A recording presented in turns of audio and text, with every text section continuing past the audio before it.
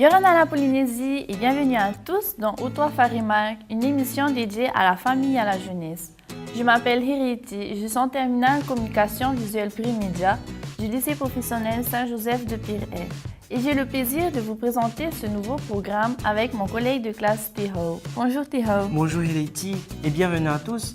En effet, cette émission a été spécialement réalisée pour sensibiliser les jeunes et les parents de notre Fénois sur des sujets d'actualité qui nous concernent tous, qui nous touchent, qui nous préoccupent ou encore nous bouleversent. Des sujets tels que la violence, la délinquance, la jeunesse, la famille, la parentalité, l'éducation, l'alcool, la drogue ou encore les dangers d'Internet, mais pas seulement. Il s'agira de vous emmener au cœur de nos sujets avec un reportage principal. De vous présenter des personnes exceptionnelles et impliquées dans leurs actions. Un focus sur une île, une commune, une école, des jeunes en action et enfin vos réactions à travers un micro-trottoir. Pour cette grande première de Otoa Farimak, nous vous proposons un sujet qui nous tient particulièrement à cœur, la violence aux yeux des jeunes. Un sujet sur lequel notre établissement scolaire a été sollicité pour travailler sur un projet de lutte contre les violences. Exactement, Hiriti. Sans plus attendre, nous vous invitons à découvrir notre sujet réalisé par notre classe de terminale et les élèves de première communication visuelle plurimédia du lycée professionnel Saint-Joseph de Pirée en collaboration avec la délégation à la famille et à la condition féminine. On vous retrouve juste après.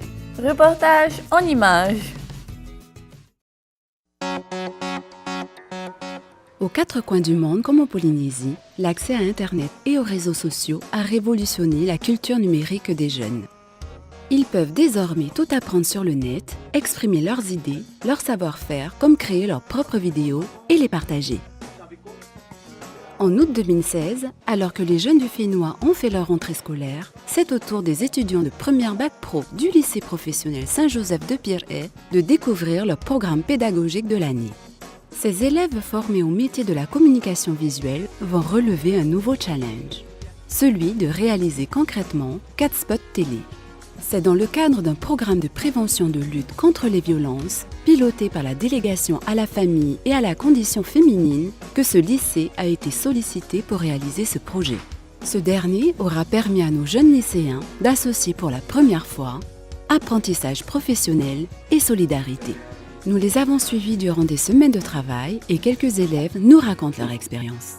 La filière consiste à nous former dans tout ce qui est infographie, dans les montages vidéo, comme des photos ou réalisation d'affiches et tout.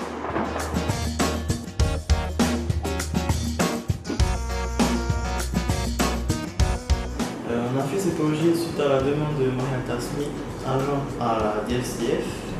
Elle est venue nous voir, nous a demandé si on pouvait faire des spots contre les violences pour sensibiliser les jeunes.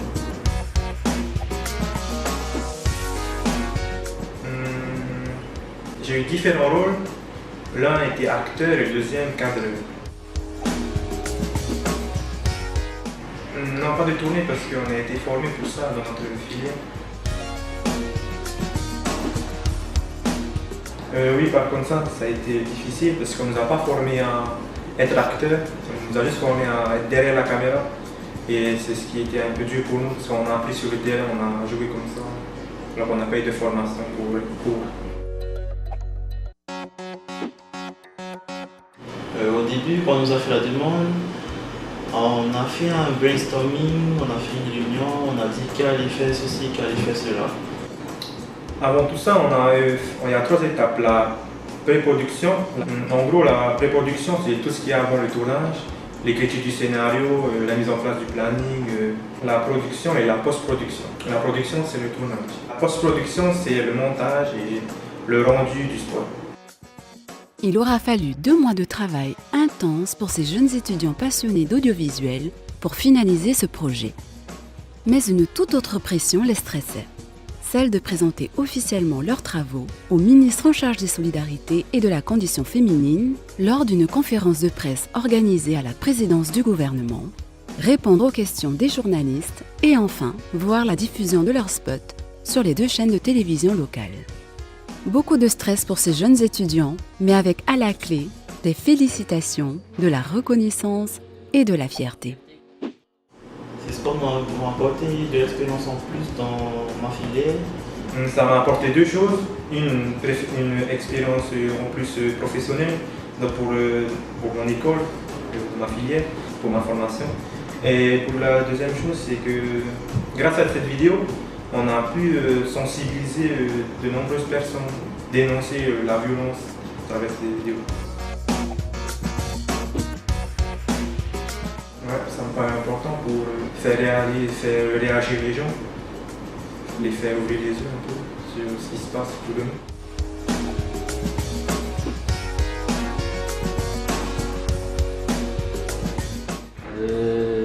La fierté quand même. Et suite à ça, on a eu un peu plus d'expérience. Et on y fait que tout le monde puisse voir ça.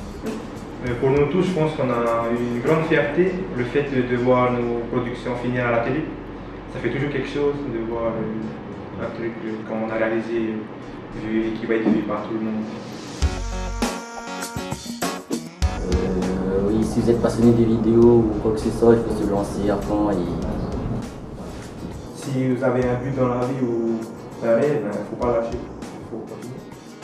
Ces futurs réalisateurs, cadreurs, monteurs, infographistes ou encore acteurs auront mis en œuvre toutes leurs connaissances, leurs compétences et leur motivation pour relever ce challenge professionnel avec succès. Et ce qui est honorable, c'est de constater leur implication dans un tel projet de prévention en faveur des jeunes et des familles. C'est une expérience qu'ils ne sont pas prêts d'oublier et un travail de qualité qu'on ne peut que féliciter et remercier.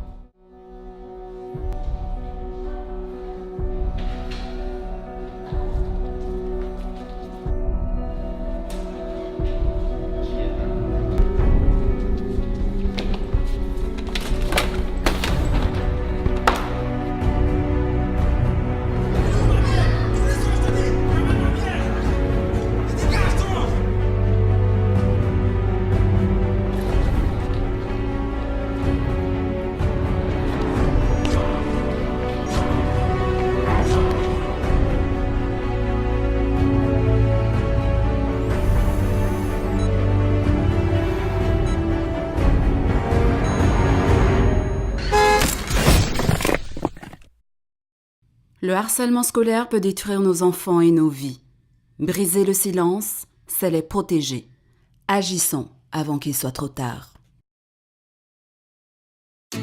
Vous êtes dans Tour Farimag, l'émission dédiée à la famille et à la jeunesse de notre Fénois. Pour ceux qui nous rejoignent à l'instant, bienvenue à tous. Pour ce premier numéro, nous parlons de violence aux yeux des jeunes. En effet, Théo, vous venez de découvrir le travail remarquable qui a été réalisé par des jeunes étudiants de notre lycée. On ne peut que les féliciter. Effectivement. C'était un vrai challenge à relever sur un sujet préoccupant et difficile à traiter, surtout pour des jeunes. D'ailleurs, je vous propose de retrouver Mr. Dane avec ses prochains invités. Il reçoit Manatei et Madame Chang, tous deux du lycée professionnel Saint-Joseph de Pilet. On ne vous en dit pas plus, c'est tout de suite dans Toi Farimag.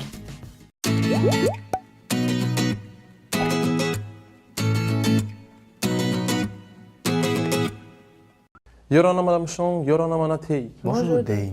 Merci d'avoir accepté notre invitation sur ce plateau. Mais avant de continuer, j'aimerais qu'on revienne en image sur le spot À la folie que vous avez réalisé en 2016. On se retrouve juste après.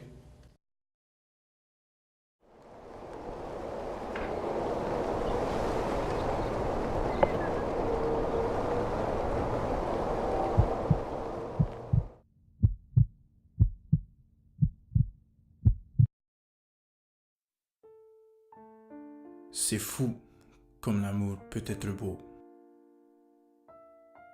Deux êtres s'aiment, tout le monde est heureux. Chaque jour défile et leurs sentiments aussi grandissent. Personne ne le sait, mais quand il y a des hauts, il y a aussi des bas. Parfois, beaucoup de choses énervent le jeune homme. Les regards, les bonjours, les mots doux venant des autres. Surtout des autres garçons. Parfois, elle désobéit, voire même, elle manque de respect. Mais est-ce là l'amour? Ne pas être à l'écoute de l'autre? ne pas prouver ses sentiments et ne pas satisfaire celui qu'elle aime? À croire qu'elle oublie qui est l'homme ici.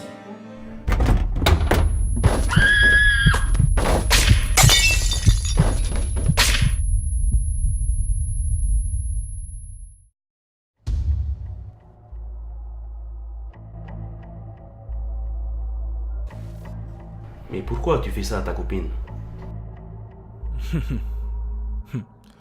Parce que c'est moi l'homme. Il y a tellement de façons de s'aimer, alors pourquoi choisir la violence? Une femme sur 3 est victime de violence. Soyons tous unis pour mettre fin à la violence à l'égard des femmes et des filles. Manatei, tu es le réalisateur de ce spot.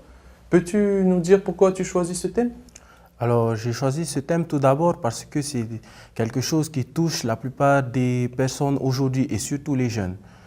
Maintenant, pourquoi à la folie, hein? Je vais t'expliquer aussi, c'est parce qu'à la folie, on voit un peu de folie pour la folie humaine, parce qu'il devient fou à cause de sa copine qui peut-être le trompe et tout. Et à la folie, parce que souvent on dit « je t'aime à la folie » et dans beaucoup d'affaires où on demande à l'accusé pourquoi est-ce qu'il a tapé sa copine, c'était parce que je l'aimais trop. Et vous, Madame Chang, quel a été votre rôle dans ce projet? Moi, essentiellement, ça a été de guider justement les élèves par rapport au thème qu'ils avaient choisi. Donc, il y avait plusieurs groupes. Nous avons travaillé sur la plupart des sujets qu'ils avaient proposés. Et j'étais essentiellement là pour les guider et surtout faire la relation entre les élèves et la délégation à la famille, donc avec Mariata, qui justement nous a proposé son aide et qui nous a aidé à avancer dans le projet. Manatei, as-tu eu des remarques ou des commentaires sur le spot que vous avez réalisé? Oui, j'ai eu beaucoup de remarques, surtout négatives de la part de beaucoup de personnes qui ont regardé sur les réseaux sociaux. Ils m'ont envoyé des messages en privé en me disant que j'étais pas un homme, qu'un homme ne faisait pas ça à sa copine et tout. Et sur les partages, j'ai vu beaucoup de messages haineux, hein, comme quoi toujours la même réponse, tu n'es pas un homme et tout. Et comment as-tu réagi? As-tu un message à faire passer à ces jeunes? Donc, comment j'ai réagi? Au début, je leur ai expliqué que ce n'était que de la fiction. Mais quand ça commençait à atteindre 100 personnes qui disaient la même chose, 200 et tout, j'en avais marre et je ne disais plus rien. Et maintenant, le message que j'aimerais faire passer, c'est que la violence ne sert strictement à rien et qu'il faut régler par la parole ou par la justice. Merci, Manatei. Il n'y a pas de souci. Maruru à tous les deux et on vous souhaite bonne continuation dans vos projets. Et nous, on se dit à bientôt. Maruru Mr. Dane, et en effet, chers téléspectateurs, que vous soyez jeunes ou adultes, ne confondez pas fiction et réalité. Ce que vous voyez à la télé peut refléter des faits réels, mais les acteurs ou les comédiens ne jouent qu'un rôle. Alors ne les insultez pas et ne les critiquez pas sur Internet. D'ailleurs, c'est un acte punissable par la loi. Et pour faire un point sur la fiction et la réalité et comment sensibiliser les jeunes, je vous propose de suivre notre chronique Focus sur une île, une commune, une école. Et pour ce premier numéro, c'est au lycée professionnel de Fa'a que nous nous rendons. Et c'est parti!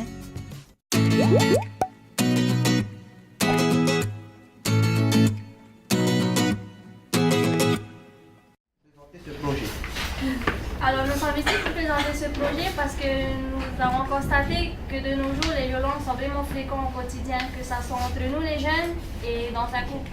Alors, ce projet actuel a consisté à former les élèves de terminal bac professionnel, métier de la sécurité et SPVL, service de la proximité et de la vie locale. Donc les former sur plusieurs plans sur les violences afin d'intervenir auprès d'un public jeune dans les établissements scolaires.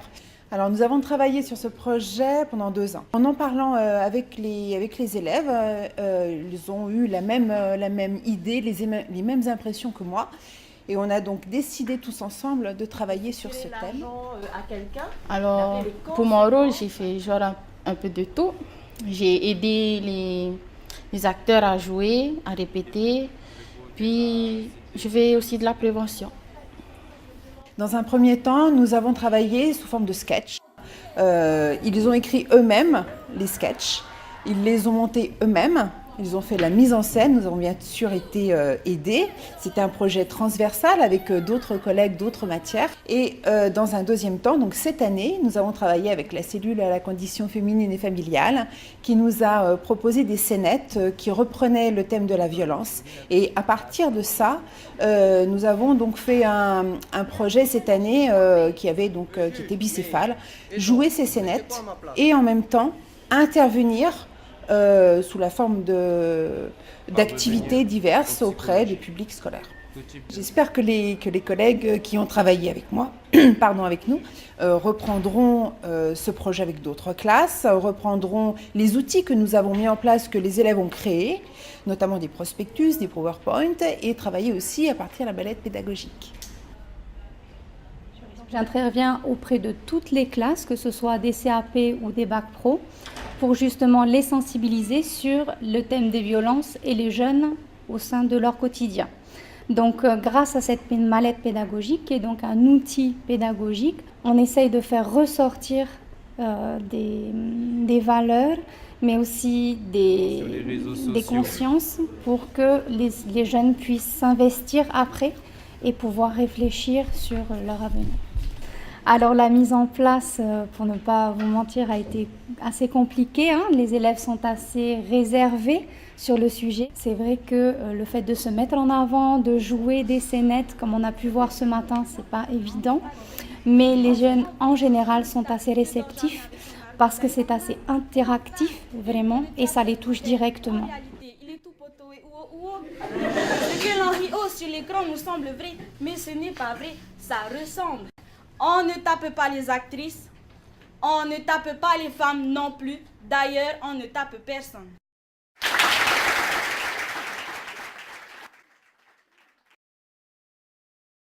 Vous êtes dans Otoa Farimac, l'émission dédiée à la famille et à la jeunesse. Vous venez de découvrir le projet pédagogique du lycée professionnel de FAA qui s'est mobilisé pour lutter contre les violences. Vous aussi, vous souhaitez parler de vos actions de prévention? Vous êtes une école, une classe ou une association? Otoa Farimac vous propose de vous aider. Comment? Des explications en images. Johanna, moi c'est Max. Et moi Tawiri. Et nous sommes élèves de première en communication visuelle plurimédia du lycée Saint-Joseph de Pirée.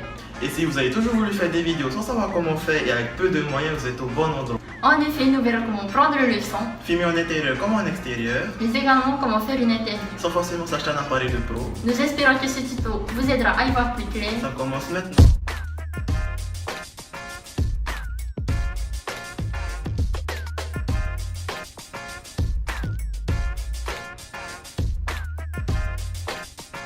Pour commencer, sachez qu'il vous faudra un minimum de 3 smartphones ou tablettes, mais pas n'importe lequel. Oui, parce que certains appareils ne feront pas vraiment l'affaire. Pourquoi? Je voulais juger par vous-même.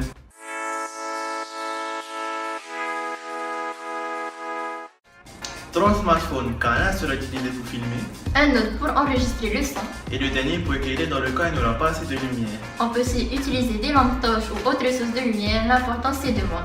Passons à la pratique maintenant.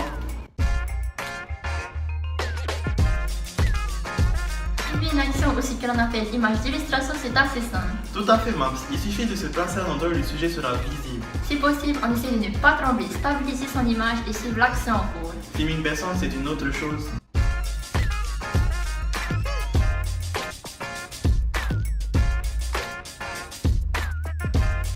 En extérieur, comme en intérieur, il faut faire attention au cadre. Qu'est-ce que le cadre, Maps? C'est tout ce qui passe devant la caméra et apparaîtra à l'image. En plus du cadre, il faut aussi vérifier la lumière. Filmer face au soleil s'appelle un contre-jour et c'est absolument à éviter, car sinon la personne que vous voulez filmer sera noircie. Tout à fait, il faut aussi vérifier l'éclairage pour voir ce que l'on filme. On rajoute de la lumière pour que le sujet soit visible. Et pas trop non plus pour ne pas que le sujet brille.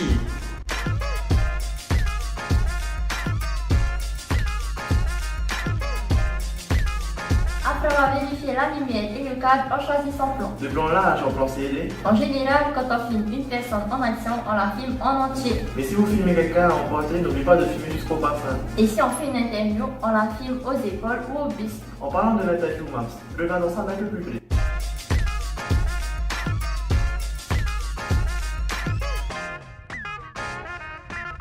Elle répond en fait aux questions de la personne hors cadre qui sera coupée au montage. Mais il arrive que la personne regarde directement l'objectif pour se faire présentateur et se retrouve dans de face. Si on filme une action, le son de la caméra suffira. Mais si vous filmez quelqu'un qui parle, là ça pose problème.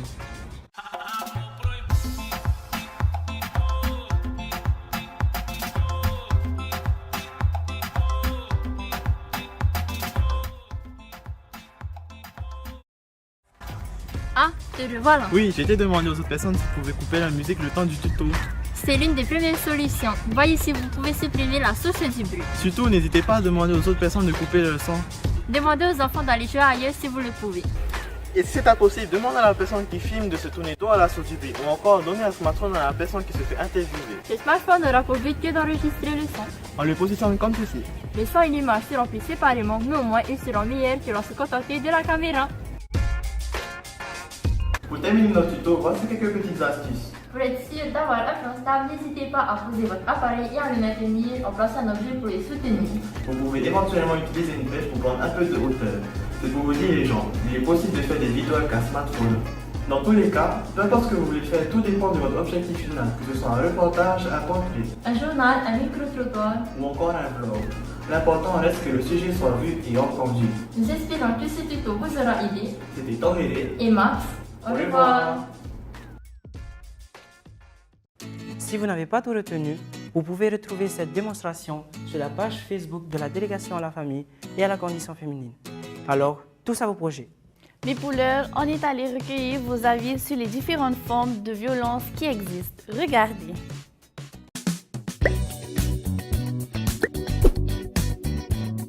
Alors, il y a la violence physique, verbale, les insultes. Au quotidien, les jeunes s'insultent en s'appelant entre eux. Conjugales, les violences psychologiques, comme le harcèlement. Économique aussi.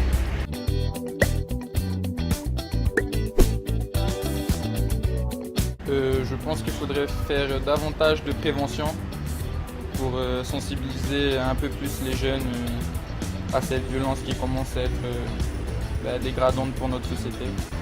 Intervenir plus souvent dans les établissements pour mobiliser les jeunes à arrêter la violence. Avoir plus de prévention, intervenir dans les établissements le plus. Nous pouvons intervenir dans les écoles, les lycées, les collèges pour sensibiliser davantage de personnes. J'ai appris qu'il y a beaucoup de jeunes qui aiment se battre et c'est mal. Vous qui nous regardez, la violence, qu'elle soit verbale, psychologique, physique ou sexuelle, peut détruire votre vie et celle des autres. Que vous soyez auteur, témoin ou victime, en parler, c'est déjà agir. Nous arrivons au terme de notre émission. Merci de nous avoir suivis sur Otoa Farimag, l'émission dédiée à la famille et à la jeunesse. On vous retrouve dans nos prochains numéros avec de nouveaux sujets, de nouveaux reportages et de nouvelles actions. À bientôt.